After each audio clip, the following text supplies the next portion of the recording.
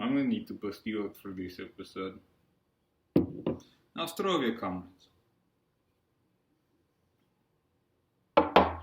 And welcome to the final episode of Jewish Leaders in Early Soviet Union.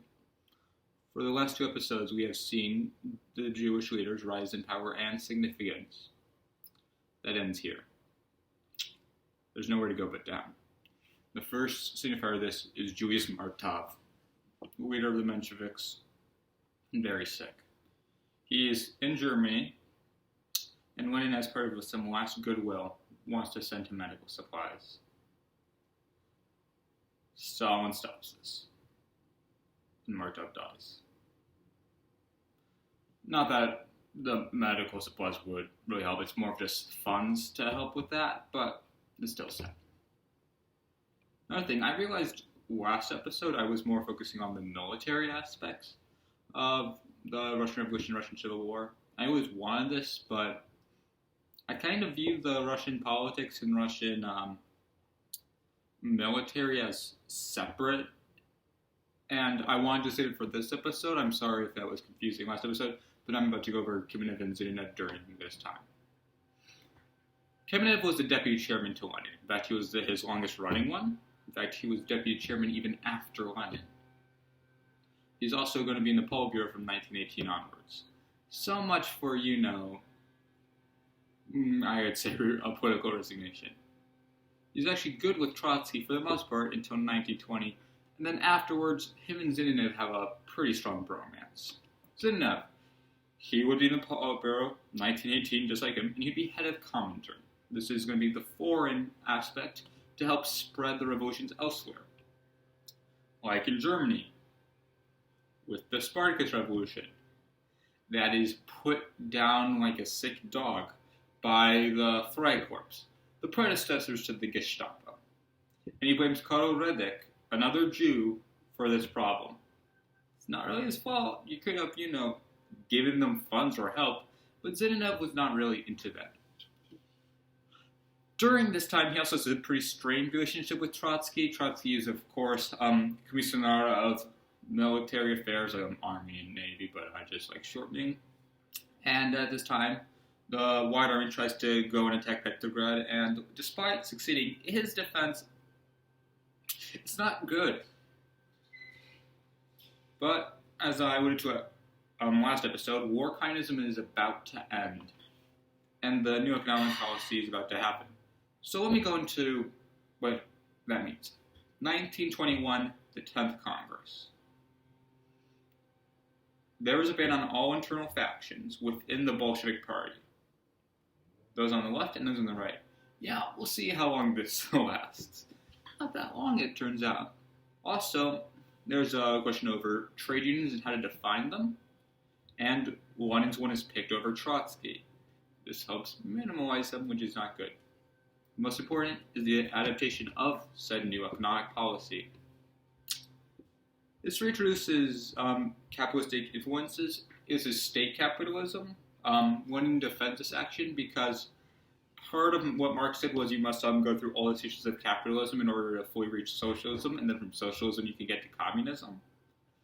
So he kind of takes a step back and goes to state capitalism, which is, it's not what it sounds like. Really, the only thing that's economically liberalized are the farms and small businesses. Major factories are still 100% nationalized. Also, part of the things you will see definitely later under the tyrannical reign of Stalin would be industrialization, but in this case it would be electricization. And this is mostly because Lenin thought it would be a bad idea for there to be collective farms. Stalin did pick up on this memo, it turns out. Yeah. But here's something you will probably see if you either read George Orwell or really into it. Communism is Soviet power plus electrification of the whole country. That's one of the main things. Yeah, so the no economic policy works actually very well. Russia's economy increased greatly, and the famine was ended around this time. there's much actually confusion. America helped a lot in, ending the famine. This is either greatly exaggerated or undervalued. Lots of food, they helped feed millions. So it was under the careful watch of the Soviet government, Soviet Russia at this time, and the entire way. They were also technically at war. There was no treaty, there was no declaration of war signed, but you can tell that if American troops ever, for some reason, were stumbling around and came into Russia, they would definitely get into a firefight. So now we have gone through Lenin at his height of power. He is dictator of Soviet Russia. I think it's time for our second man to fall. Lenin has a stroke. And, he has multiple strokes. He's had this problem for all of his life, but they're getting worse. He tries to consolidate further power. He wants to kill the Mensheviks. This fails because no one really wants that. But another power is brewing. A troika. This time, no troikas are official, but this one is a widely recognized troika. That would be General Secretary Stalin, head of Comintern Lenin, and leader of the Politburo Lenin. They all tried to get rid of Trotsky. Minor correction. The chairman of Comintern was actually Zinoviev. Head of the Politburo was actually Kamenev. My bad. They tried to get rid of Trotsky during this time. Actually, they send a note to Lenin to that effect, and then Lenin responds, throwing Trotsky overboard? Surely you are hinting at that. It's impossible to interpret it otherwise. It's the height of stupidity. If you do not consider me already hopelessly foolish, how can you think of that? Yeah. Despite Lenin constantly rising over Trotsky, he still values him greatly. Unfortunately, Stalin starts controlling access to Lenin and who can and can't visit to it. This also enforces Stalin's idea to the public that he is Lenin's best friend, best bud at the time, which is only going to get a little further. He is going to, as General Secretary, do a lot, and General Secretary is a secretary position.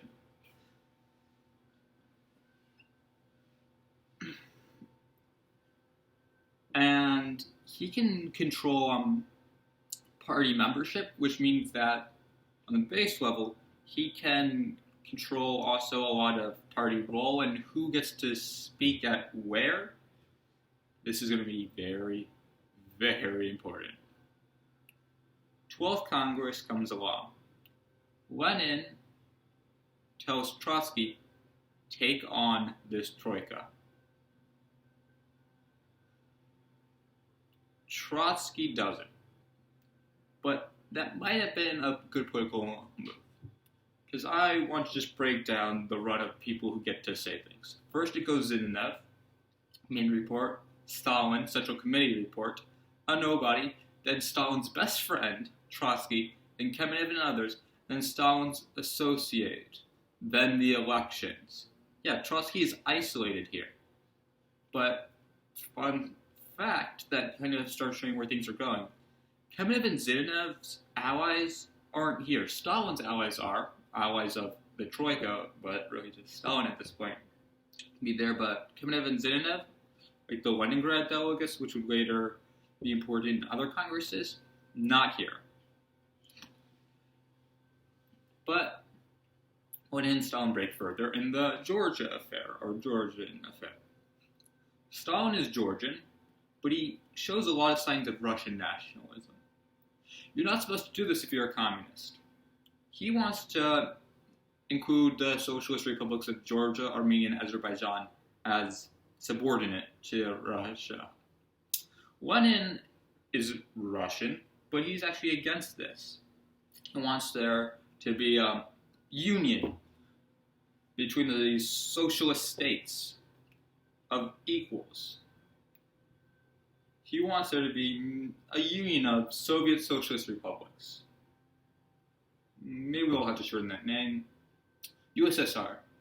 I think that's kind of catchy. I mean, of course, history knows which ones actually win.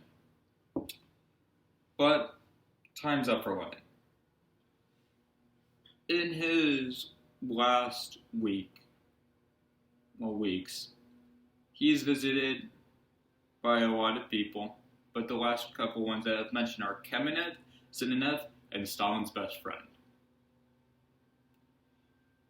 I can always see where the winds are blowing.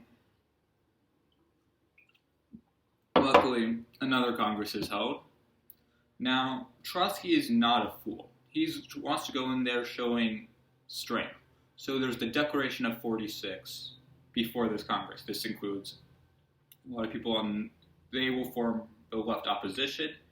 You'll hear names like Trotsky or Vedek those are the two main politicians. There's some military people who Trotsky has been in good friendship with that also signed up. But that's pretty much that. And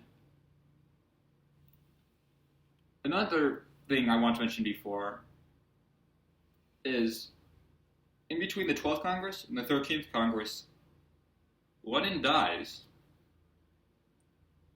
And who's going to organize the funeral?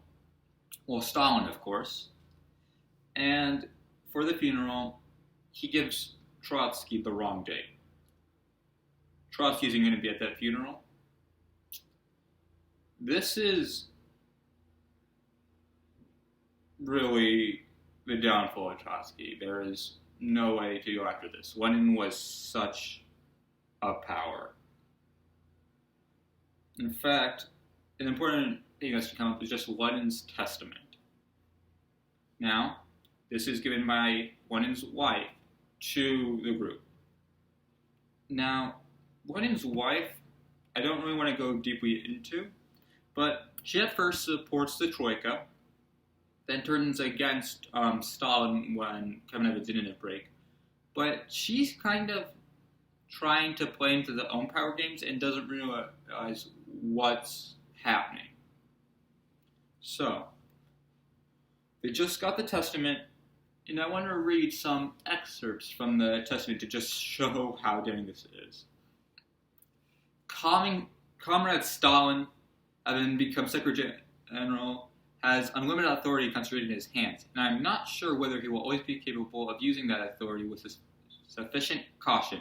Comrade Trotsky, on the other hand, has a struggle against the CC. The question of the People's Commissariat of Communication is already proved is distinguished, and only by outstanding ability, he is personally perhaps the most capable man in the present CC. He has displayed excessive self-assurance and shown excessive preoccupation with the purely administrative side of work. Stalin is too rude. In his defect, although quite tolerable in our midst, his dealing amongst us communists becomes intolerable as a Secretary General. That is why I suggest that the comrades think about a way of removing Stalin from the post and putting another man in his stead, and having only one advantage, namely that of being more tolerant, more loyal, more polite, and more considerate to the comrades less glorious. I write above about the relationship between Stalin and Trotsky. It is not a minor detail, but is a detail which can assume decisive importance. Lenin was right. He was right that this is important. He was right that Stalin, as Secretary General, is going to... Well, we all know what happened with Stalin. Now, I only wrote the parts that pertain to what are the main things for Stalin. But in this, he insults everyone. He insults even Trotsky. He insults Kamenev, Zinoviev. It's a last screw you to everyone that he didn't get to say when he was still alive because it was great. But his recommendation to remove Stalin from Secretary General is the only actual proposition he makes. And Lenin was beloved. He was the leader. I mean, you can talk about collective leadership all you want, but he was the undoubtable face of this entire thing. And he asked for this to be read. And he has just died. The troika cannot go against Lenin's wishes so soon after his death. So they need to come up with a solution, or they're going to lose all political power. When judging by history, we know they come up with a solution. And it's a crazy solution. I have no idea how in the world it got passed, besides from literally Stalin just picked his best friends to vote. But let me go through this. They will read it separately, but only to party leadership. You can't take notes, and you can't be referred to in the future about anything here. Pretty much you get to know it exists, you have to go off your own memory, and it can't be talked about ever. How? But it works. The testament is technically read, but nothing is acted on it. Now, Trotsky, actually, after this Congress, is still going to be in the Politburo, which is going to be important for one last embarrassment against him. The Pravda, also I want to mention, Pravda picks the rest of the Politburo. The person who's in charge of Politburo is Stalin's best friend, Mikhail. Yeah, I'm going to finally give him a name. He's not really that important for this story. But Congress also describes Trotskyism as petit bourgeois. But Trotsky's still there. So what they're saying is pretty much, comrade, you're still in this. You still have to obey by the rules, but everything you stand for is against us. Stalin doesn't actually want to remove Trotsky, and there are many theories on this. Maybe he wanted to play the role of the moderate, but I also think that it was due to the fact Kamenev and Zinoviev wanted Trotsky gone. But Stalin wanted to, kind of show off his power a little bit, or signify to them, I'm in charge here, so Trotsky is not removed, actually. But he is removed from decision-making. And one kind of last FU to this was Stalin and the Troika switched Trotsky's deputy, the vice to the president, from being a competent man to being a Stalin loyalist. The deputies usually replace the person once that person is gone. But Trotsky didn't take this lying down.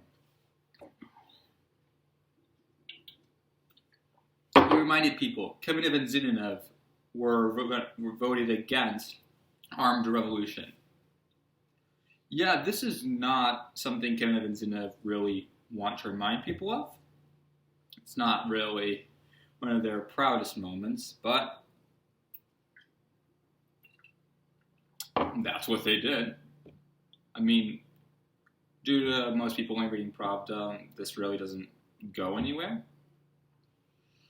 But, between this 13th Congress and the 14th Congress, I want to go over a little bit between the left opposition and the Troika. The Troika attacked Trotsky on three things. Trotsky disagreed and had conflicts with Lenin and the Bolsheviks before the revolution. That Trotsky distorted the events of the revolution to emphasize his role and not include people like Stalin. And Trotsky's harsh treatment of his subordinates and alleged mistakes during the Russian Civil War. I want to go over this one point by one point. First, Trotsky's disagreement and conflict with Lenin. Yeah, this is 100% true. He actually, as I said earlier, wasn't a member of the Bolsheviks for a long, long time, until the year 1917. And he fought with Lenin constantly. Now, Trotsky's alleged distortion of the events of 1917. Now, this revolution, it's so ingrained in a country that will last for 69 years that, of course, there's different viewpoints on importance here. And by the one I follow, as you probably remember from last episode, it was pretty Trotsky-focused in the leadership. And, yeah, I think this is incorrect. But I could be wrong.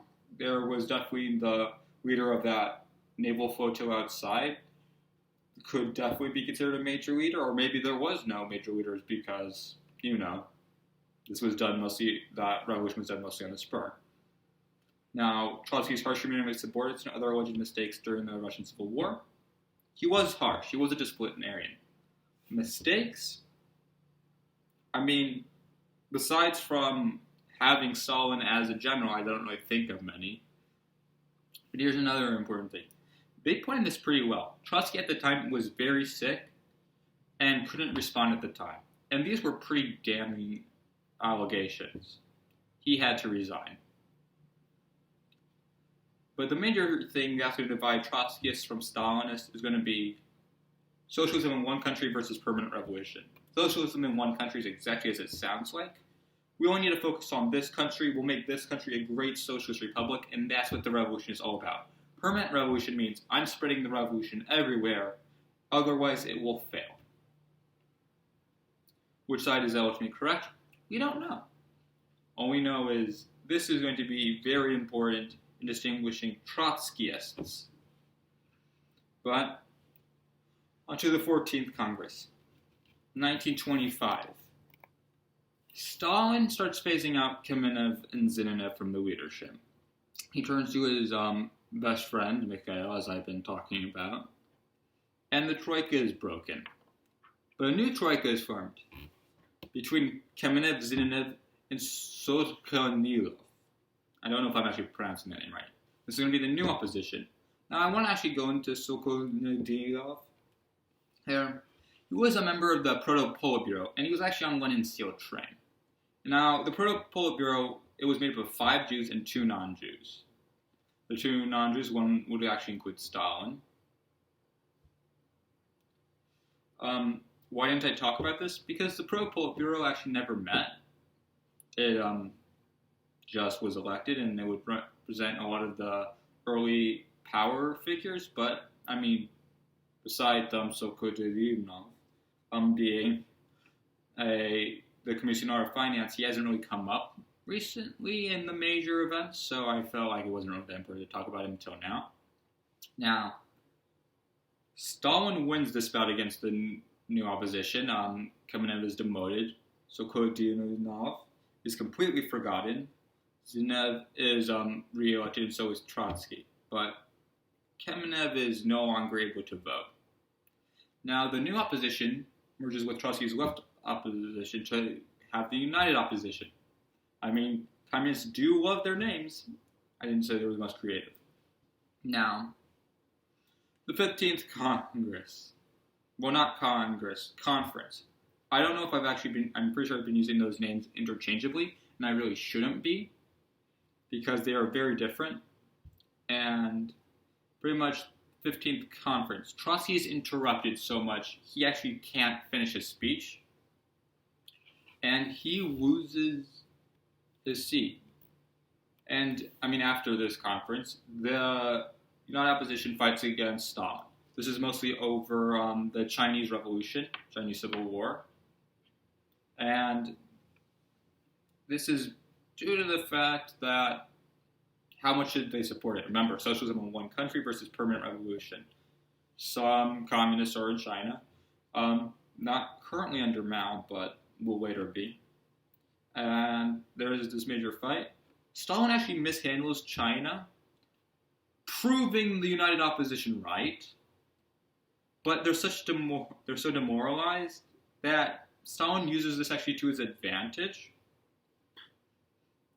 I know.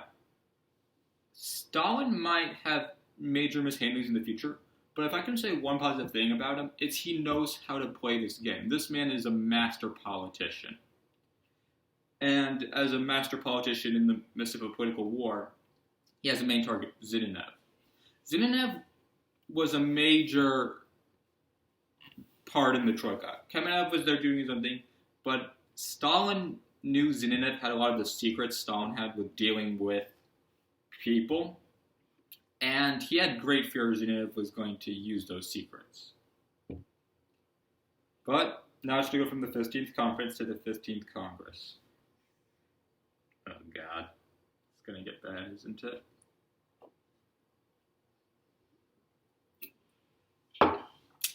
in between the 15th Conference and the 15th Congress, Zinoviev and Trotsky are kicked out of the party. Kamenev starts talking about reconciliation between the united opposition and Stalin, but this is interrupted 24 times. In fact, a previous speech by another member of the left opposition was interrupted 54 times. Yeah. And then, at the end, all non-Stalinists are kicked out of the party. Zinoviev, Kamenev, and Trotsky, all. This is the end, my friends. The final bit. Trotsky gives a final speech eulogizing his friend Adolf, and then is exiled. Adolf is the person who was negotiating with the Germans before. Kamenev is exiled, and his marriage falls apart. He cheated on Olga Kamenev, Trotsky's sister. He then remarries and has a kid.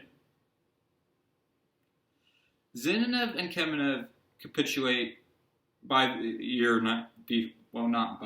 during the year 1928, and they admitted that all the things they did was wrong. Then you have the 17th Congress. There's a last effort to replace Stalin. A man named Sergei Kirov is chosen to replace him. He is quite popular, but is loyal to Stalin, and goes up and tells Stalin this is what happened. Kamenev and Zinoviev are forced to admit all of their crimes at this Congress, which is insane. And these are made up. They get in trouble for not reporting this thing. I'm not entirely sure if they knew. I know they weren't major players. And then we go from political isolation to the purges. Kirov is killed. Sergei Kirov, the one mentioned earlier. Now, was it set up by Stalin? We don't know, one way or the other. All we know is then KVD left Kirov undefended at this time, despite the fact they had proof that someone was trying to kill him. This is completely unprecedented and won't be done again, leaving such an important man undefended. And then, after this, there are major purges. You're going to actually see first Kamenev and Zinoviev are arrested, and Kamenev, when arrested, wrote, what can I say, as more than just a final-ditch effort. Kamenev wrote to Stalin, at the time when my soul is filled with nothing but love for the party and its leadership, when having lived through hesitation and doubt, I can voice to you that I learned to trust the Central Committee's every step and every decision you, Comrade Stalin, makes. I've been arrested for my ties to people that are too strange and disgusting to me. If this does not work. Both Kamenev and Zinoviev are serving 10 or 5 years in prison when the trial of the 16 is prepared. If you ever heard of the trial of 16, you know what's going to happen. Before then, the verdict's already going to be reached. They're going to be guilty. So they first meet with Stalin. They have an agreement. If they confess, they won't be killed. Stalin accepted this condition, stating, that goes without saying. They confess to everything Stalin asked them, like poisoning people. Stalin then writes the orders for their execution that night. So, now, we don't know how this actually ends, but Zinoviev is thought less of than Kamenev during this time, mostly due to a lot of his working not with active work, but more with his stuff with hiding from his role in Comintern or just being Lenin's errand boy for such a long time. So, in the story, Zinoviev is begging for his life. And then Kamenev tells Zinoviev, quiet down and die with dignity. We don't know if this is true. I personally don't think it's true. But Zinoviev still puts up a lot of resistance to the guards. In fact, instead of taking him to the firing squad room, they take him to a nearby cell and shot him there. Kamenev dies by firing squad. But Stalin worries that maybe some of their family would get, angry at having their husband or father killed. So he decides, might as well just kill them too. So the eldest son of Kamenev, who is an Air Force officer, is executed. His second son is executed. His first wife is executed along with 159 other people to stop them from falling into the Nazis' hands. Only his youngest son remains. And his youngest son, if I remind you, was only after his exile ordered by Stalin. So the only remembrance of Kamenev is as already a broken man. Zinev, I actually don't know. He had a wife who had died earlier due to lung cancer, and he had a son. I can't find anything about his son. So, was he killed in the purges? Did he die another way? Was he allowed to live? I don't know. But let's get back to the final Jew standing. Trotsky will live until 1940. On the 20th of August, someone is sent to kill him, and they hit him in the back of the head with an ice pick. The next day, he dies. He had 2 wives and 4 sons. Not 4 sons, 4 kids. 2 sons and 2 daughters. His son Sergei, executed. Lev Sedov, executed. His first wife is last seen by the daughter of Adolf Yoffe, the man Trotsky gave the final eulogy on. His daughter Nadia dies of suicide, and Nina dies of tuberculosis. His remaining wife will try to carry on Trotsky's work, but it doesn't happen.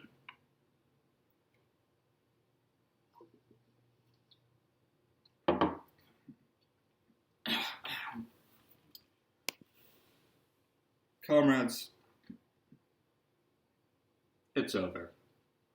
Jews as major power players in the Soviet Union, there will be no more. All of them will come from Orthodox families, of course Eastern Orthodox, not Jewish Orthodox, obviously, or atheistics who have been there for a long time. This doesn't mean Jews are gone from the Soviet Union. Of course, I will carry on Jews in the early Soviet Union next time with them as a group up until the year 1953. But their role in choices in the leadership in deciding is over. They had a good run. They were definitely important. From the years 1917 to 1927, you could argue that Jews ran the Soviet Union. Now, this is important because a lot of anti-Semitic propaganda used by people like the Nazis pointed to the fact that they had Jewish heritage.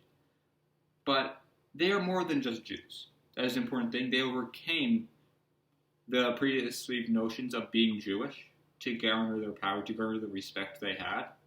And while I do insult Kamenev and Zinev for their cowardice working with Stalin, they both stood up. Both stood up and they both did important things. I might honor Trotsky with great amount. He was still a man.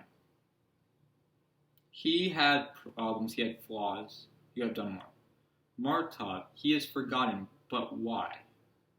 Because his side lost? We remember losers all the time. That's why we talk about people like Hitler. No. Why do we remember these people as they are? It's because Stalin wanted this to happen. Stalin rewrote history. And in the end, that's why I'm sad. I don't need Jews to run the Soviet Union to be happy.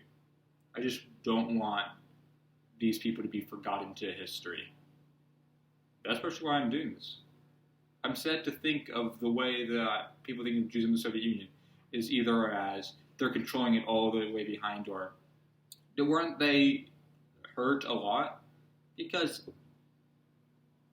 they weren't buying it all along. They had great influence, and they did more than just suffer the blows.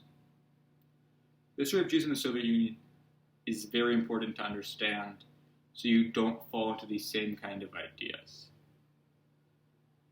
But these are only a few people. These do not represent all of Jews, which is why we're going to have to go and wait at least one more day to get to hear how do Jews live in this situation.